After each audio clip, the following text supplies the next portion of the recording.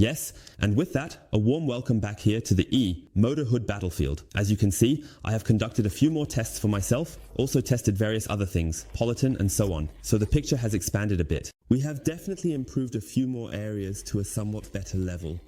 Here I have really noticed, besides micro stone chips, areas that are already rusting and also sections that have completely broken through, like here. In that spot and also with the scratch that cannot be removed, it has simply gone too far down through the paint.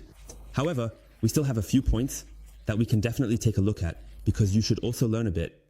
Here on the hood, we are simply struggling with a huge problem, and those are the micro stone chips that you see here. So you always think, okay, normally it looks pretty good, but when you get a little closer, you can see here that it is really sandblasted. And if you have something like this on the paint, then you only have one chance. So you can either leave it like this, or you really have to use harsher methods to lower the clear coat enough to remove these stone chips.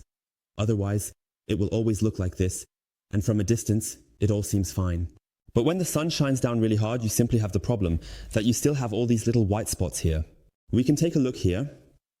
Here I have already gone a bit deeper with the polishing, so to speak, and you can see quite well that these small spots are different compared to over there. Look here. This is clearly much less. You can see these very small damages here. For example, you can see it again here, but over there it is already significantly less. And now I will show you a method of how to penetrate further down here without perhaps polishing through the paint directly. But you really need to be careful here. This is truly the ultimate boss level case, because we have massively deep microstone chips here, and we won't be able to get them out 100%. So anyone expecting that this will look like a new paint job, forget it folks, forget it from the very beginning. Let's take a look at the area up here. It can be polished nicely and quickly, and then I can share some tips with you. In the last videos we used the X for the cut here.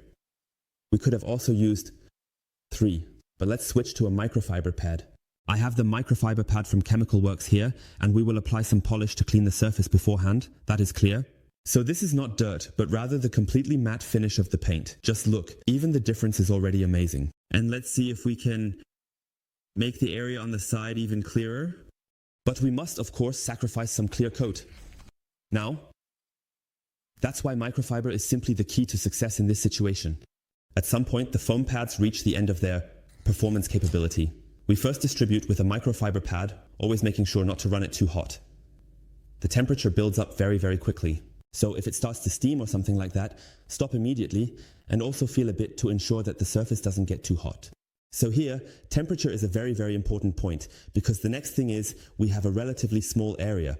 This means that we often return to this point when we focus on it, especially when we move over here. We frequently come back to this point. Especially now, here's a tip for all beginners. Even when you are polishing with a foam pad, you often reach a point where the temperature increases. What happens then? It can never recover again. It always goes higher and higher. So be careful here and first check for a crossroad. And if it still works, then attach a second one at the back. But by then, it will really get very, very hot. So be cautious. The next tip is that microfiber pads do not absorb the polishes very well or cannot hold them properly. Therefore, even with the polisher, pay attention here as well. Although the polish moves inward, still be careful not to start with too high a speed, otherwise the polish will fly outwards. So, first distribute it briefly on level 2.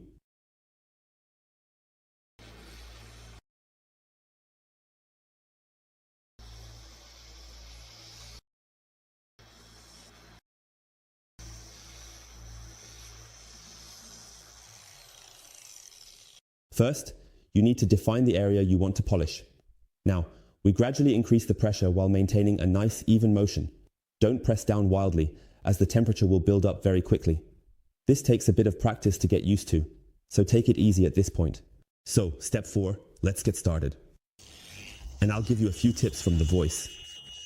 As you can see, we will first work it in slowly. Don't immediately turn it up to the highest setting. In such a small area, be really careful not to build up too much heat. So, you should definitely pay attention to a few things. The temperature of the microfiber is really the absolutely crucial factor. Now we are at level 5 to 6. Always stay at the highest level and then move evenly across. Just focus on keeping the machine nice and straight. The more you misalign it, the stronger the holograms will be. However, light sanding marks will definitely occur. So don't worry if the paint looks a bit dull afterwards. You can see right away that it's nothing serious. Yes, you can see here that I am moving significantly faster over the surface in terms of the machine's movement. I also regularly check the temperature, and the first cut process here in the small area is already completed, as one shouldn't work longer than this at first. Now let's take the polish off. For this, I will use the 250 GSM cloths from chemicalworkz from the microfiber roll. Here we also have stone chips that are already starting to rust. As I said, it can't be brought back to a like new level anymore. It's impossible because in many places the paint is just not there. So now let's take a look at the microfiber pad. We have some light holograms in it. We'll let it cool down for a moment. I want to try to work out even more of these little spots. The holograms that are now here. These little bright veils should always be mentioned. You should also take away a little something at this point. You definitely need to go over it with a finish afterwards, but it's not a problem at all. It will come off easily. I'll show you that right after. Second round of cutting coming right up. You really have to feel your way through it a bit, and that's why I'm showing it like this, unfiltered. Of course, I could just say everything is great before and after, but you should really just go through the process. And here on a hood that has truly suffered so much, you just have to feel your way into it. And that's why it's very important to go over it evenly. You see, I'm reducing the speed a bit again. I just want to get a little more cut out of it now. I don't want as much power as at the beginning. Therefore, gradually increase the speed at first and move the machine relatively quickly over the surface to maintain the cut level at the start, but without going overboard, as we do not want to unnecessarily remove paint. And I think not everything will come out 100% with microstone steps, but I really want to bring it back to a reasonable level. So here you see, it works a bit differently with a microfiber pad, or I handle it differently than with a foam pad. And here, on such a small surface, you really have to increase the speed of the movement. Otherwise, the heat builds up far too quickly and intensely. So, now we are going to polish it out again. You saw it? I went over it significantly. Faster this time. Polishing over the same spots multiple times. And with that, we have already significantly reduced the holograms. I hope it comes across a bit on camera as well. Yes, it has definitely reduced, but it's not gone. Obviously, we will now follow up with a finish, polish here. So you can already see that I have a bit of ADBL perfect finish in here. Let's add a little more. Yes, in the finishing stage, you should first distribute the polish at a low setting and then gradually increase the speed evenly. It also depends on how your polish behaves. The perfect finish from ADBL is quite liquid and you have to be a bit careful with it. So, you actually need relatively little. Here for the area, that was already too much, but I will continue afterwards. So, let's increase the speed here. Always pay attention to ensure that nothing is splattering. Like here, it worked wonderfully. Then you can increase the speed and really remove those hologram marks. And that's how it works, going evenly along the edges, not over the edges. You can see in the bottom right that the small triangle cannot be polished with a pad. I always like to work again with the Evo Mini. Using the ER pad, I simply skip the small corners. The small corners can be polished quickly, it's not a problem at all. And also the edges, so to speak. I've already made a video for you about the frame, and I practically don't skip that. But I don't focus too much on the edges, because I will also work on them again with a small machine after the first finishing pass. You can also nicely check here with the ceiling light at the same time, to see if everything is really out, or if we still have some tiny fine scratches in there. The tape also holds reliably. I am currently testing it, and I was not 100% satisfied with the finish yet.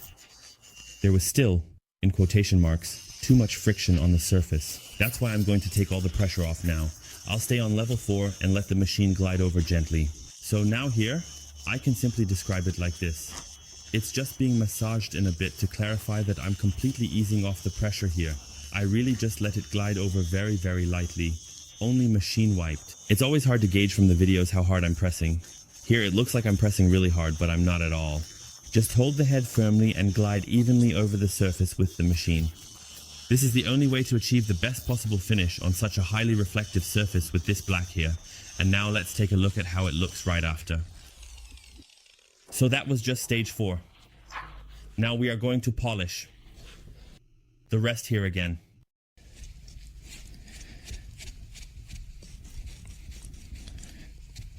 Yes, that was definitely the necessary step. So just reduce the speed a bit more. Take the transition into account. And then it really looks good for what we had here as a starting point. Yes, well, you can see it again now. I think it looks really, really good now. And yes, that's how it works. So the trick at the end again, with the finish variant. Finish pad, finish polish, reduce the speed a little. Level 4 works very, very well here. So we won't achieve much more on the paint here. The initial condition is just too poor for that, but I think it already looks quite good. Those small deep spots are just fate. They will remain as they are.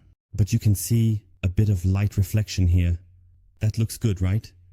But I really have to say, compared to before, this is definitely a significant improvement. Until then, if you have any questions, let me know in the comments. Sometimes you have to work on the paint with the products. Until next time, I hope I could give you some tips. Take care. Bye everyone.